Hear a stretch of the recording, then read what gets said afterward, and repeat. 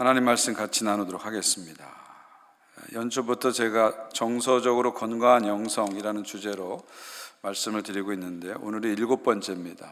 이제 다음 주로 이 시리즈가 끝이 나게 되는데요. 오늘 7번째 정서적으로 건강한 영성, 주제는 건강한 관계 맺기입니다. 건강한 관계 맺기. 미국에서 2만 명의 사람을 대상으로 갤럽에서 조사를 했는데요. 질문이 이겁니다. 당신의 인생에서 가장 중요한 것이 뭡니까? 이런 질문이에요. 1위로 첫 번째로 나온 대답이 뭘까요? 돈, 성공, 건강? 아닙니다. 1위의 대답은, 압도적인 1위는 친밀한 인간관계, intimate relationship. 이게 1위로 나왔습니다. 무슨 얘기입니까? 사람들이 실제로 가장 소중하게 여기면서 살아가는 것이 인간관계다, 그런 얘기죠.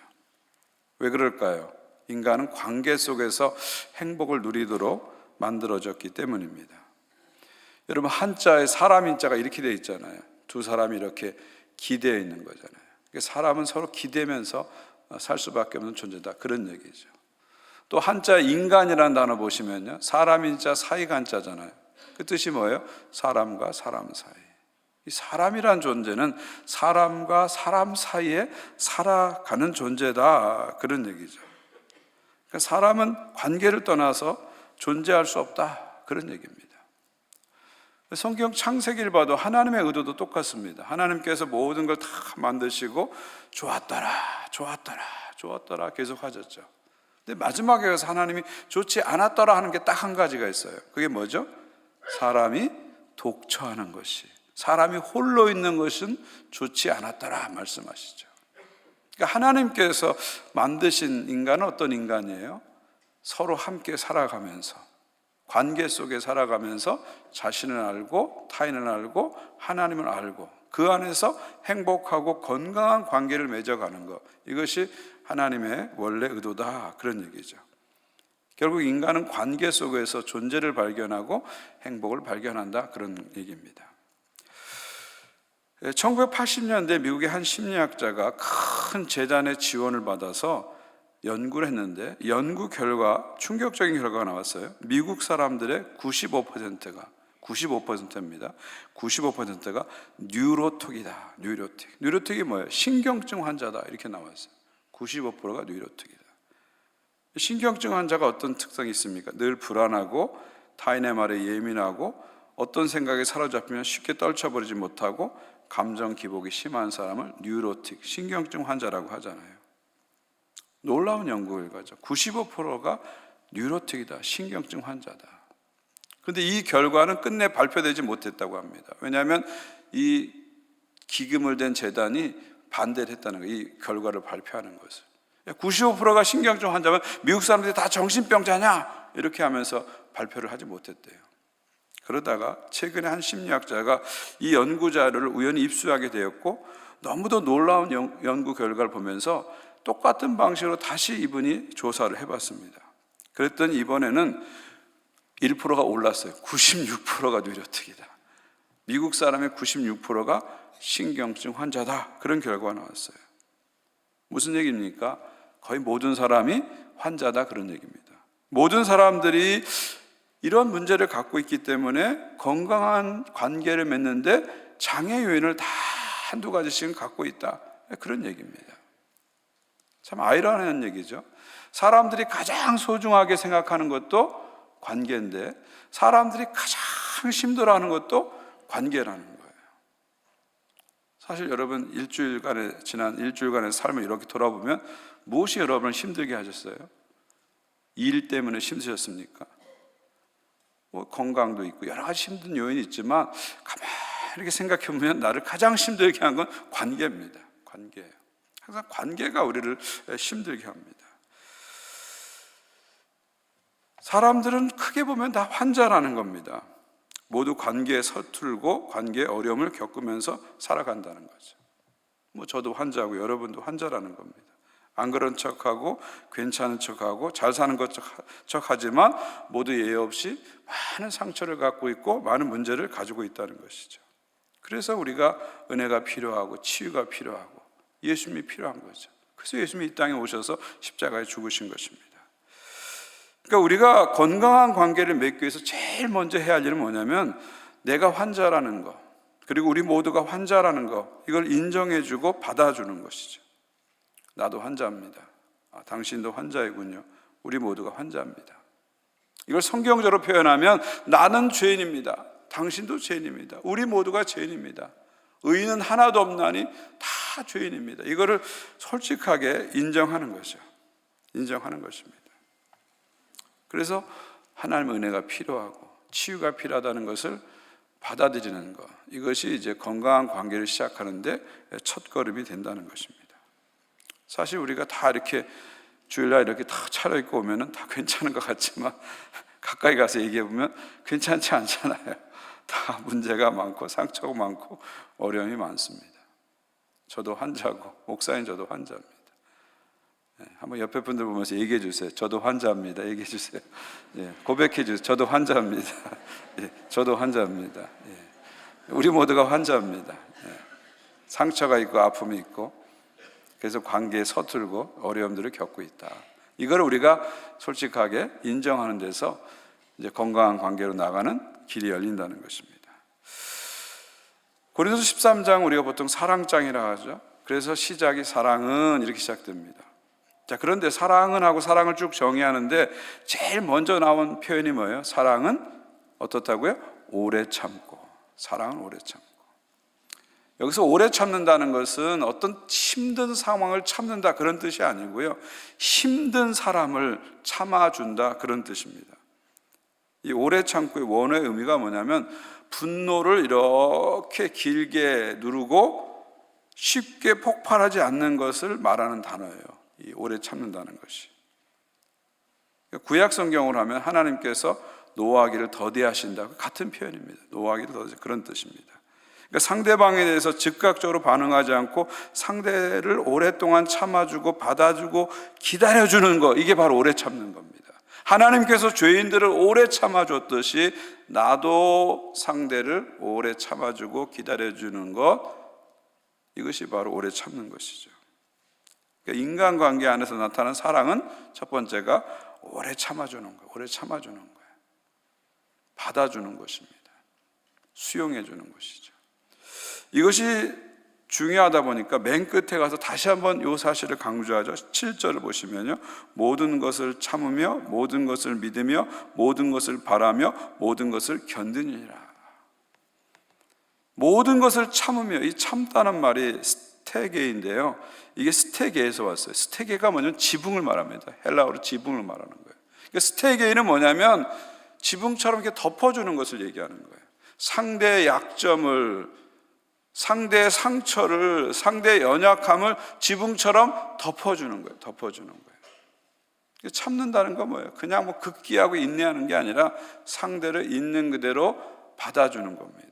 그래서 상대의 약점과 상대의 연약함과 상대의 상처를 이렇게 수용해 주는 거예요. 있는 그대로 수용해 주는 게 바로 모든 것을 참으며, 그런 뜻이죠.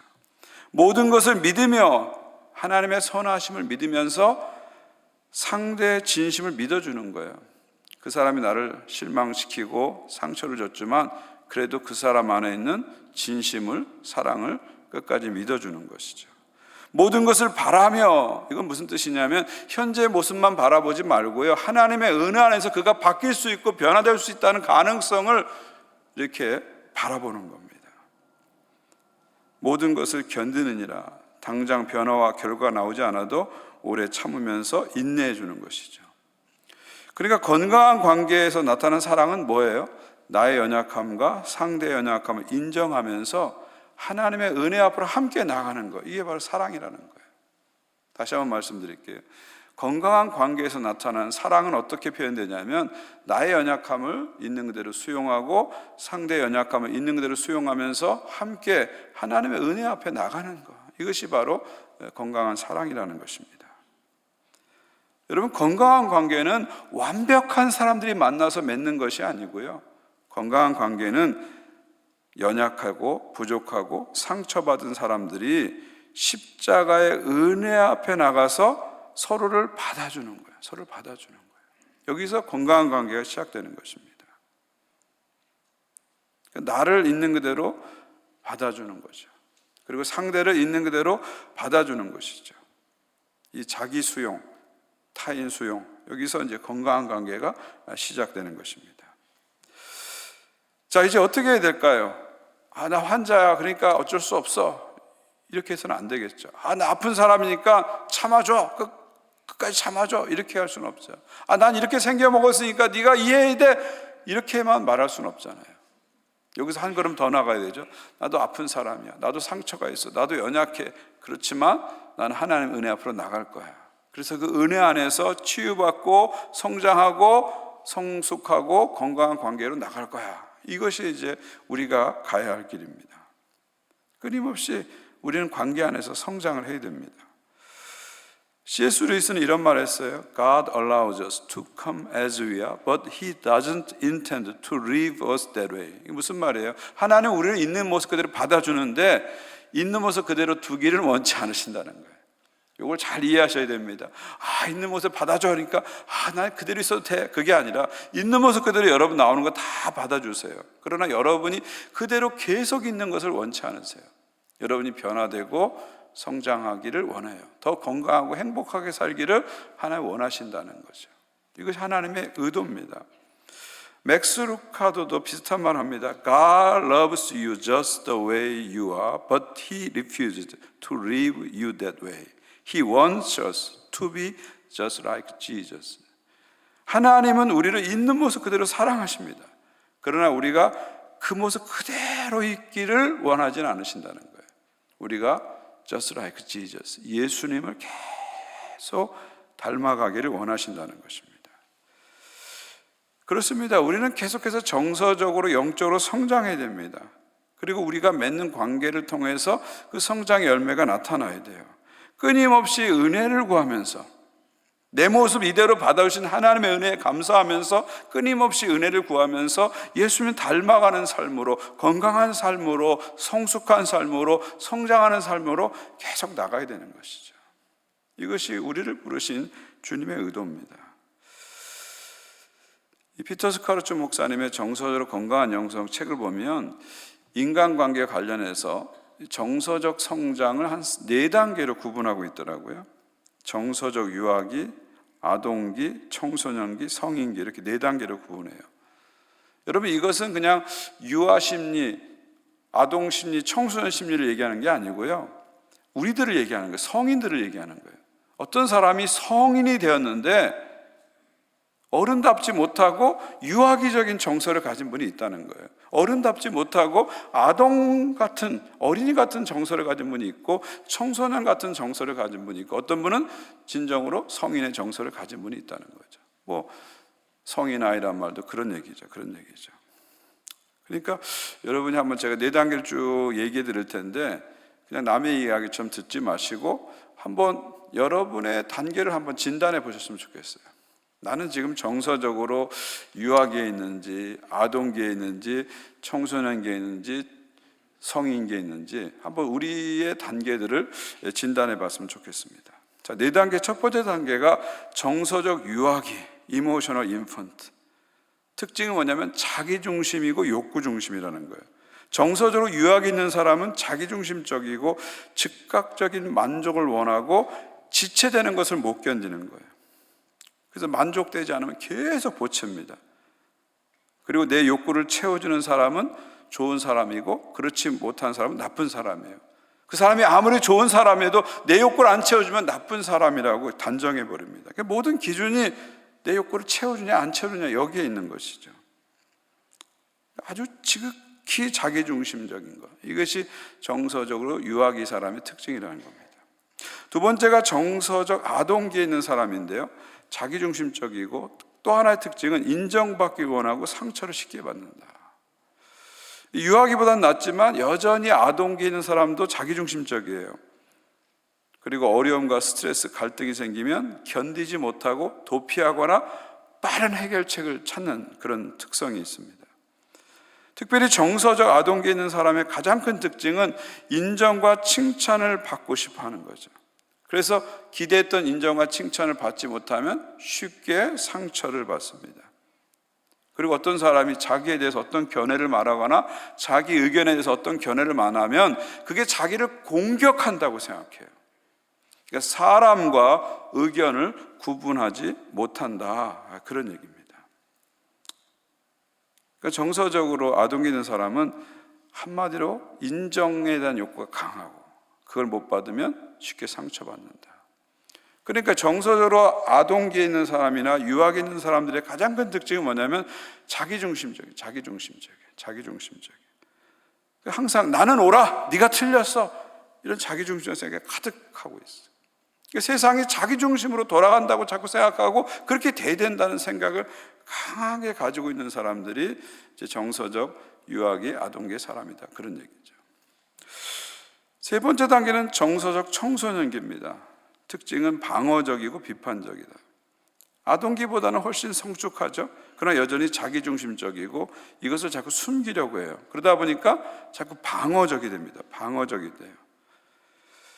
자기 약점을 감추려 하고 자기의 강점만 드러내려고 애써 강한 척합니다.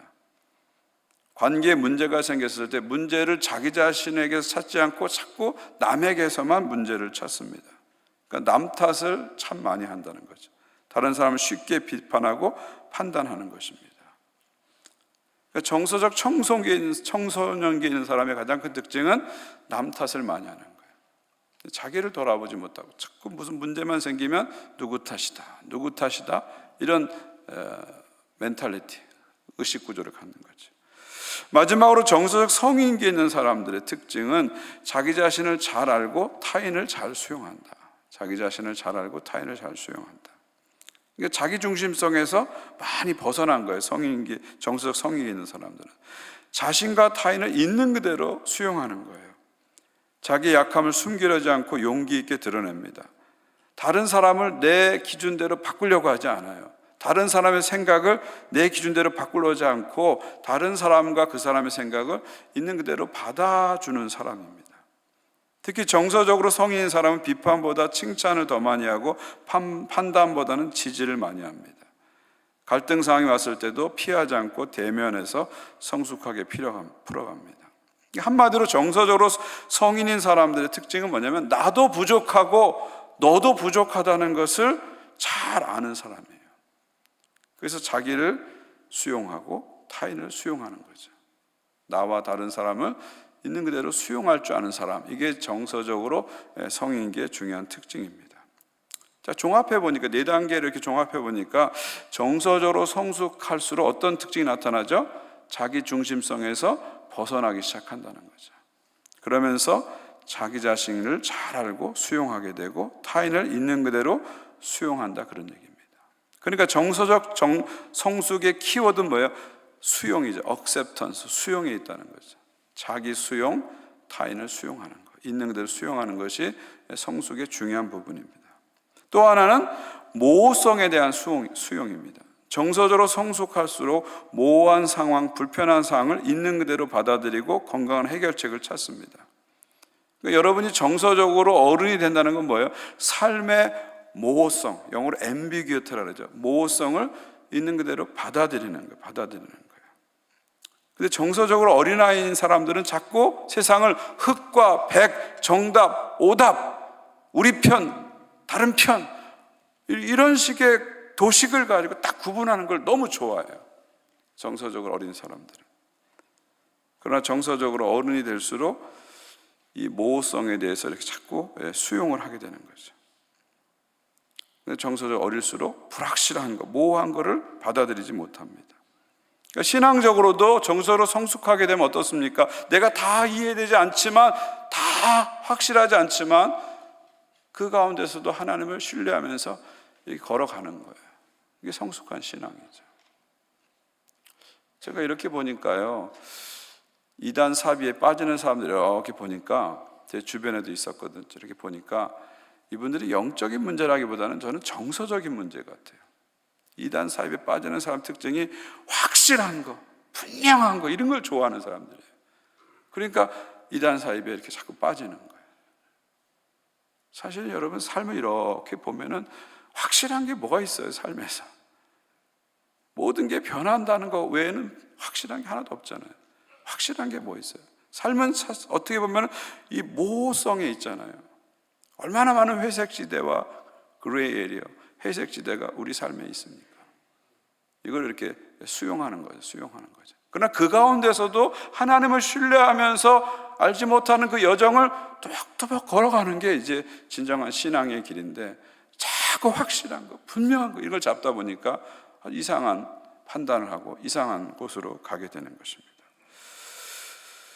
자, 여러분 어떠세요? 네 단계를 제가 쭉 설명해 드렸는데 여러분은 어디에 속한다고 생각하십니까? 물론 이게 무자로 딱 나는 유아기, 아동기, 청소년기 딱 자를 수는 없어요. 그런데 여러분 들으시면서 내가 이런 특성이 있구나, 어느 정도 가늠이 되실 것입니다. 여러분이 어떤 상태에 있든지 간에 여러분은 앞으로 가셔야 돼요. 머무셔서는 안 됩니다. 내가 정서 유아기에 있으면 아동기로 가야 되고, 아동기에 있으면 청소년기로 가야 되고, 청소년기에 있으면 성인기를 향해서 계속해서 가야 됩니다. 아이들만 자라는 게 아니라 우리 성인들도 계속 자라야 돼요. 계속 성장해야 됩니다. 자꾸 부모들이 자식에게만 성장을 요구할 게 아니라 부모로서 나 자신의 성장을 계속 추구해야 됩니다. 우리가 정서적으로, 영적으로, 지적으로, 도덕적으로 계속 우리가 성장을 해야 됩니다. 성장해야 됩니다. 자, 이제 마지막으로 여러분과 나눌 이야기 한 가지 더 있는데, 그것은 우리가 어떻게 그러면 성서적으로 성장할 수 있을까 하는 겁니다. 사실 이건 아주 큰 질문이거든요. 큰 질문이에요. 내가 건강한 관계를 맺고 관계 속에서 성장하기 위해서는요, 많은 게 필요합니다. 아까 말씀드린 대로 나를 잘 알아야 되고 나를 잘 수용해야 됩니다. 그리고 내 과거를 잘 직면하고, 피하는 게 아니라 직면하고 그 과거를 잘 이해해야 됩니다. 그리고 그 가운데서 다른 사람을 잘 이해하고 수용할 수 있는 그런 능력을 키워야 되겠죠. 그리고 그것을 지속 가능하게 할 수 있는 나만의 건강한 삶의 리듬을 가져야 돼요. 이건 다음 시간에, 다음 주에 제가 집중적으로 말씀드리려고 합니다. 삶의 리듬을 가져야 됩니다. 그러니까 우리가 어떻게 정서적으로 건강할 수 있을까? 어떻게 관계 속에서 성장할 수 있을까? 이게 아주 큰 질문이에요. 할 얘기가 너무 많아요. 너무 많아요. 제가 오늘 다 말씀드릴 수는 없고요. 저는 그 중에서 두 가지만 좀 말씀드리려고 해요. 여러분이 당장 이번 주부터 바꿀 수 있는 거, 당장 이번 주부터 실천할 수 있는 거 두 가지를 여러분하고 나누려고 합니다. 첫 번째는 경청입니다. 경청. 오늘 촌모임의 주제가 경청, 최고의 사랑인데요. 여러분 이제 끝나고 촌모임 하실 텐데 어떤 나눔을 가지실지 궁금합니다. 이 경청이라면 한자를 보시면 경자가 기울일 경자거든요. 경사할 때 경자, 기울일 경자. 청은 들을 청자거든요. 이 경청이라는 건 뭐예요? 귀를 기울이고 누군가의 이야기를 들어주는 거, 이게 바로 경청이죠. 단순히 소리를 듣는 것이 아니라 자기 중심성에서 벗어나서 상대 이야기를 적극적으로 공감적으로 들어주는 거, 이게 바로 경청입니다. 여러분이 누군가와 관계를 회복하고 싶으면 제일 먼저 여러분이 해야 할 일은 경청입니다.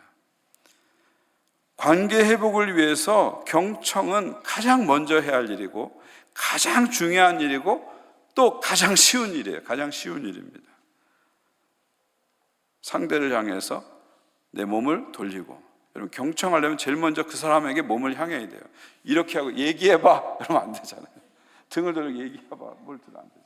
상대에게 이렇게 몸을 돌리는 거예요. 이게 첫 번째 자세, 상대를 향하는 거예요. 그리고 그 사람의 얼굴을 보는 거예요. 얼굴을 보는 거예요. 그리고 그 사람의 얘기를 공감하면서 끄덕이면서 들어주는 거예요.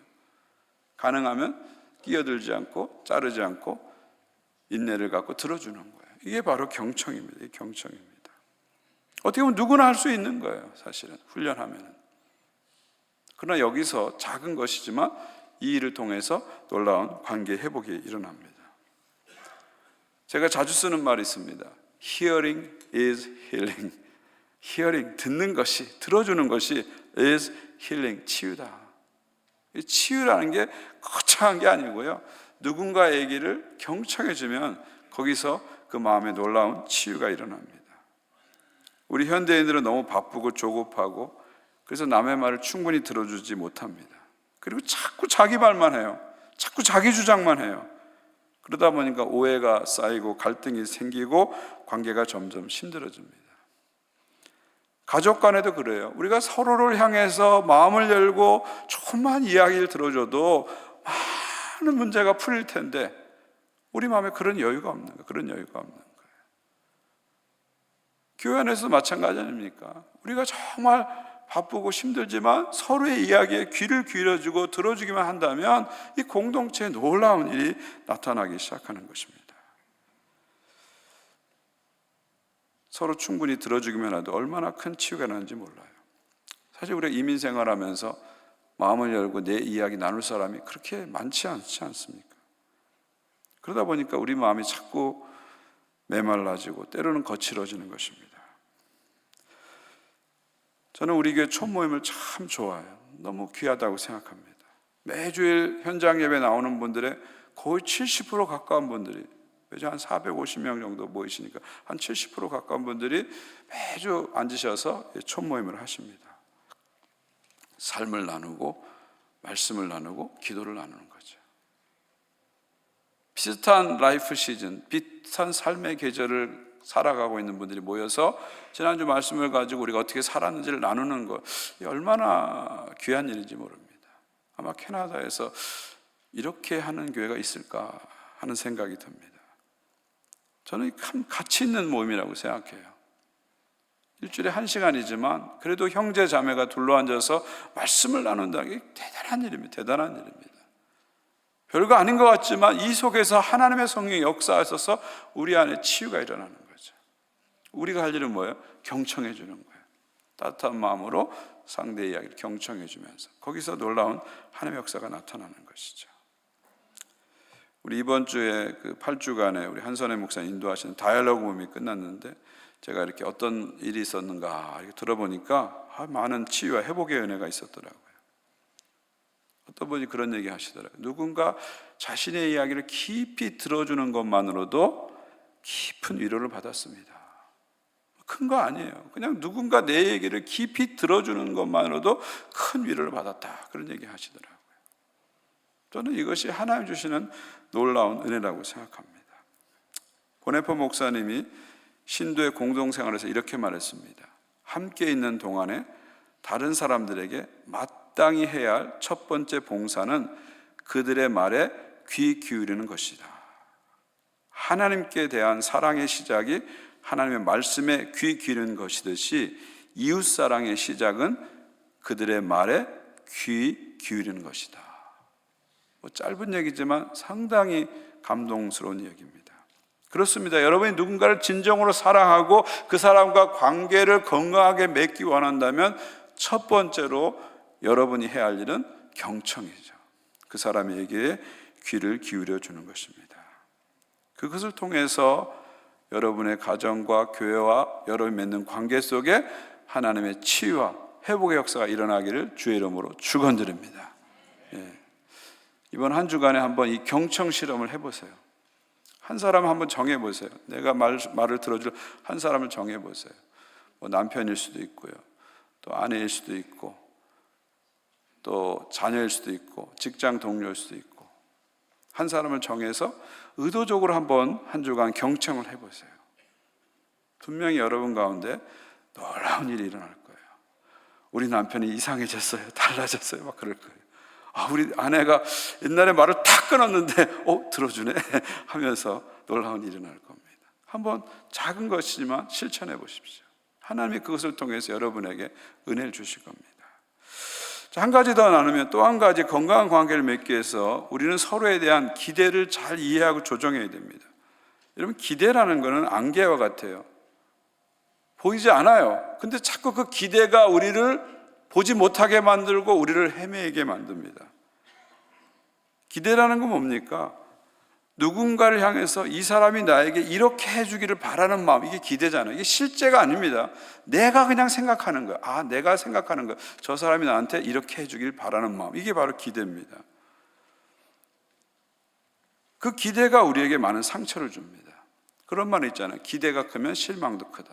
기대가 크니까 실망이 크고 상처가 커지는 거죠. 가만히 생각해 보세요. 왜 우리가 가까운 사람들 사이 속에서, 가까운 사이의 이 친밀한 관계 속에서 상처를 더 많이 받는가? 그것은 우리가 그들에게 많은 기대를 했기 때문입니다. 사실은 내가 만든 기대 때문에 내가 실망하고 내가 상처를 받는다는 것이죠. 특히 한국 사람들은 기대 심리가 아주 강합니다. 우리끼리는 잘 몰라요. 근데 한국에 온 외국인들이 공통적으로 하는 얘기예요. 한국 사람들은 기대 심리가 아주 강하다. 그러니까 누군가 뭘 해주고 항상 저렇게 해줄 것이라는 기대를 강하게 갖는다는 것입니다. 그리고 그렇게 하지 않으면 섭섭해한다는 거죠. 우린 정의 문화이기 때문에 요청하지 않아도 알아서 해줘요. 알아서 막 해주는 거예요. 해주고 나서 은근히 기대하는 거예요. 내가 이렇게 해줬으니까 너도 이렇게 해줄 거야. 기대하는 거죠. 근데 그게 기대가 오지 않으면 실망하고 상처를 받는다는 것이죠. 우리가 맺는 관계, 특별히 가까운 관계에서 상처를 받고 관계가 깨어지는 경우는 많은 경우 이 잘못된 기대 때문입니다. 여러분 가만히 생각해 보면 우리가 가진 기대는 대부분 다 무의식적이에요. 어떤 이게 학습된 게 아니라 무의식적으로 갖는 거예요. 부모니까 이렇게 해줘야지, 자녀니까 이렇게 해줘야지, 남편이니까 이렇게 해야 돼, 아내니까 이렇게 해야 돼, 이렇게 우리 나름대로의 무의식적인 기대를 가지고 있어요. 그리고 그 기대는 사실은 현실적이지 않을 때가 많아요. 상대가 감당하지 못할 정도의 기대를 우리가 가지고 있는 거예요. 그리고 더 중요한 건 뭐냐면 우리는 그 기대를 입으로 표현하지 않아요. 내가 당신한테 이런 기대를 갖고 있어, 이렇게 해줬으면 좋겠어, 표현하지 않아요. 표현하지 않고 상대가 알아서 해주기를 원하는 거예요. 여러분 여기 아내분들 계시는데 여러분 남편들에게는 독심술이 없어요. 여러분의 마음을 꿰뚫어 볼 수 없습니다. 여러분 말하지 않으면 모르는 거예요. 여러분 갑돌이와 갑순이가 왜 헤어졌는지 아시잖아요.